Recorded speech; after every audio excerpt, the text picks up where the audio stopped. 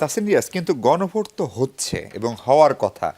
ফলে ধরেন মনীষা আলোচনাটাকে যে জায়গায় নিয়ে গেলেন, যে জাতীয় ঐক্যমত্য কমিশন যে একটা দীর্ঘ ৮-৯ মাস ব্যাপী সংলাপ, তারপরে মেয়াদ বাড়ানো, এমনকি ঐক্যমত্য কমিশনের যিনি ভাইস চেয়ারম্যান ছিলেন তিনি ঐক্যমত্য কমিশনের মেয়াদ শেষেও তিনি এখন প্রধান উপদেষ্টার বিশেষ সহকারী হিসেবে উপদেষ্টা পদমর্যাদায় কাজ করছেন এবং উনি গণভোট নিয়ে প্রচারণা সংক্রান্ত একটা সেল তৈরি করেছে, সেটিতেও আছে।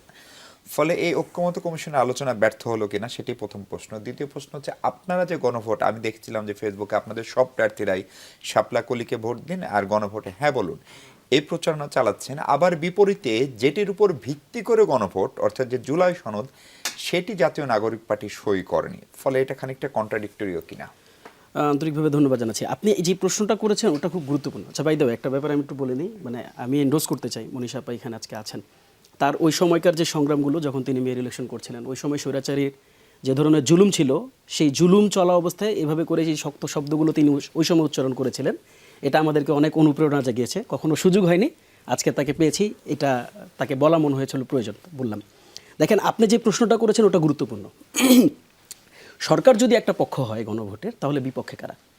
এখন আপনাকে এটা দেখতে হবে ডিটেইলি যে বিপক্ষে কারা। এটা একটা মৌলিক প্রশ্ন। কিন্তু এখন এই প্রশ্নের উত্তরটা যদি আমরা খুঁজি, আপনি বাকি প্রশ্নের উত্তরগুলো পেয়ে যাবেন। যেমন দেখেন, আজকে বিএনপির স্থায়ী কমিটির একজন খুবই প্রমিনেন্ট, আমি জাস্ট নামটা ভুলে গেলাম, তিনি বলেছেন যে বিএনপির সিদ্ধান্ত হচ্ছে গণভোটে হ্যাঁ ভোট। নজরুল ইসলাম খান, গণভোটে হ্যাঁ ভোট। তার আগে মির্জা ফখরুল ইসলাম আলমগীর তার ফেসবুক স্ট্যাটাসে বলেছেন গণভোটের পক্ষে তাদের অবস্থান।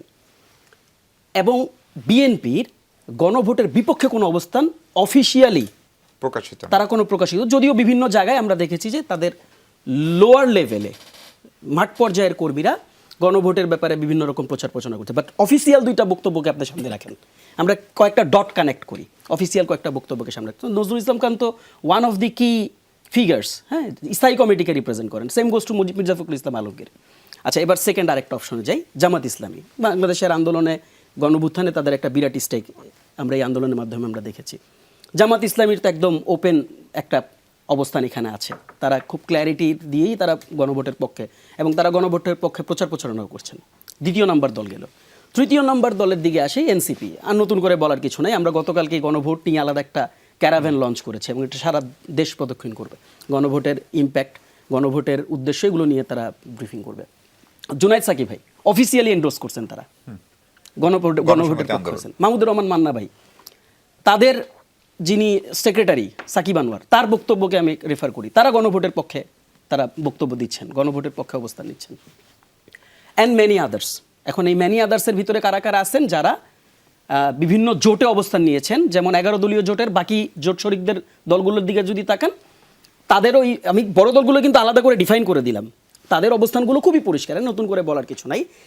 সেম গোষ্ঠী যদি বিএনপির অবস্থান এটার পক্ষে হয়, বিএনপির সাথে শরিক যেই দলগুলো গিয়েছে, মান্না ভাইয়ের কথা বললাম, সাইফুল ভাইদের কথা বললাম, বিপ্লবী ওয়ার্কার্স পার্টি অ্যান্ড আদার্স। আচ্ছা, তাহলে এখন আপনাকে উত্তর খুঁজতে হবে, তাহলে গণভোটের বিপক্ষে কারা? কারা বিপক্ষে ভাই? আপনি বাংলাদেশের যতগুলো এক্সিস্টিং পলিটিক্যাল পার্টি আছে, এক্সিস্টিং পলিটিক্যাল পার্টি বিপক্ষে কেউ নাই এখন। তাহলে এইখানকার আজকে যে আলোচনাটাতে আমরা আছি, এই আলোচনাটাতে তাহলে আপনাকে বুঝতে হবে যে বিপক্ষে কারা দাঁড়াচ্ছে। যারা বিপক্ষে দাঁড়াচ্ছে, যেমন মনীষা আপা, আমি খুব মানে সম্মানের সাথেই দ্বিমত করি। তিনি যেটা বললেন যে এটা জুলাই বিপ্লবের আকাঙ্ক্ষার অভিপ্রায় না, এটা চমৎকার একটা ভুল ধারণা, চমৎকার একটা ভুল। আপনি মানে ঠিক কোন পয়েন্টে আপনার কাছে মনে হয়েছে যেটা জুলাই বিপ্লবের আকাঙ্ক্ষার অভিপ্রায় না?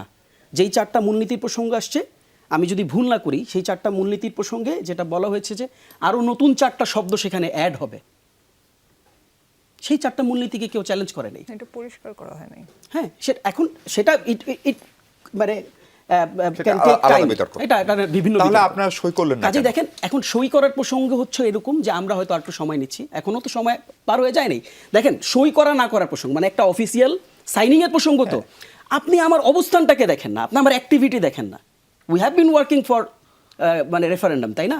মানে বিষয়টা এরকম যে ধরেন আপনি আমার অফিসে সব কাজ করবেন, কিন্তু আপনি নিয়োগপত্র নেবেন না, তাহলে কি আসলে মানে আমরা ব্যাপারটাকে এত জটিল করে দেখি নাই। আচ্ছা, আমরা মানে ব্যাপারটা এত জটিল না। আপনি দেখবেন অ্যাক্টিভিটির প্রসঙ্গ তো একদম এত ওপেন, এটা মানে এটা এই প্রসঙ্গটাই আমার কাছে মনে হয় আসলে কোনো ম্যাটার করে না। সেটা বলছি না, আপনি যে বাইনারি উত্তরটা খুঁজছেন আমি সেই জায়গাটা নিচ্ছি না জিনিসটাকে। দেখেন আমার কাছে মনে হয় যে তার প্রাসঙ্গিকতা আছে, ডেফিনেটলি আছে, সেটা হয়তো খুব দ্রুততম সময়ের মধ্যে এটা রিজলভ হবে। এটা আনরিজলভড কোনো থিং নাই, যেহেতু আমরা আমাদের অ্যাক্টিভিটি দিয়ে এটা আমরা পরিষ্কার করে দিয়েছি যে আমরা এটার ফরে আমরা একটা পজিশন নিয়েছি এবং খুবই স্ট্রং পজিশন নিয়েছি। এখন আপনাকে দেখতে হবে যে এই যে জুলাই সনদের যে মানে এই জুলাই গণভোটের যে আলাপটা এখানে এসছে, গণভোট আপনাকে কোন কোন জায়গায়, যেমন কার্যকারিতা নিয়ে প্রশ্ন করছে না, গণভোটের কার্যকারিতা নিয়ে আপনি এটা আনডিবেটেবল একটা ইস্যু। আপনি এই গণভোটের মাধ্যমে একটা কনস্ট্যান্ট পাওয়ার দিচ্ছেন নেক্সট পার্লামেন্টকে, গাথনিক পাওয়ার দিচ্ছেন আপনি, এবং সে ডুয়েল রোল প্লে করার একটা পার্লামেন্ট হবে। সে যে ধরনের ইস্যু সেখানে রিজলভ হওয়া দরকার, সে সে হাউসে সেকেন্ড একটা অধিবেশনে সেইটাকে রিজলভ করবে। কাজে এটাকে ছোট করে ভাবার সুযোগ নেই, কোনো সুযোগ নেই। এবং এটা ক্লিয়ার একটা মেসেজ গভর্নমেন্টের পক্ষ থেকে। গভর্নমেন্টের কোনো এন্ডে এই ধরনের মেসেজে এখন আর কোনো বিভ্রাট নাই, কাজে এটা পরিষ্কার হওয়া জরুরি।